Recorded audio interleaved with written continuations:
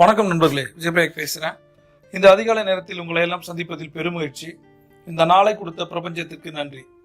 முதலில் நன்றியுணர்வு தியானம். வியாழக்கிழமை முதல்ல நன்றியுணர்வு தியானத்தில் கற்றுக் கொடுத்த குருக்களுக்கு, ஆசிரியர்களுக்கு நன்றி சொல்வோம்.